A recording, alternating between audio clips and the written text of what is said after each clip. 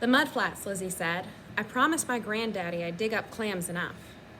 They threw the bat and ball and glove up above the tide line, and while Lizzie ran to the dory for her rake and bucket, Turner took off his shoes, rolled up his trousers, pulled up his sleeves, and began looking for a place to dig. He picked out a hole that the retreating ripples left bubbling, straddled it, and set to digging with his hands. By the time Lizzie was back, he had a pile of muddy sand but had lost track of where a clam might be. "Here," she said, "take turns using this."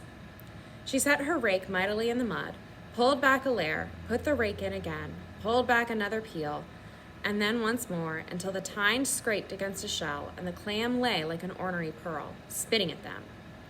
Lizzie lifted it. "Sometimes they don't mind their manners much," she said. "I guess they wouldn't either if I was being dug up for chowder." "I guess. Lately it seems like there might be a whole lot of reasons for not minding your manners." Turner nodded. He knew some reasons. They dug clams until the water covered the flats. Actually, as Lizzie pointed out, Turner mostly watched her dig clams until the water covered the flats.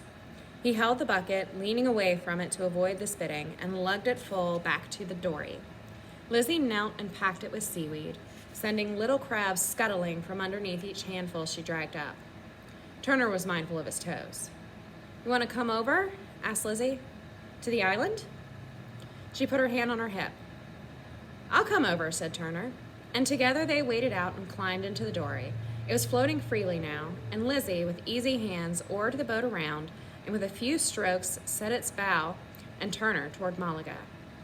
He had seen the island from the far ledges, standing with his father and Sheriff Elwell and Deacon Hurd and everyone else important in town. A stony beach, a stony ledge or two, some pines, a few toppled over with their heads in the water, a few tilted, most of them still straight. There had seemed nothing on the island that would set anyone but a gull wishing that he could live there. But coming on it now from the water, with Lizzie stroking and angling her way to the point, Turner felt as if he was on the brink of a discovery. Ahead of him, the beach was covered with stones, their hard outsides rubbed off and smooth so that they glowed as the waves gathered them up and down. The granite ledges were streaked by 1,000 shades of gray and silver, separated by slices of pink quartz that glowed like happiness. And the pines!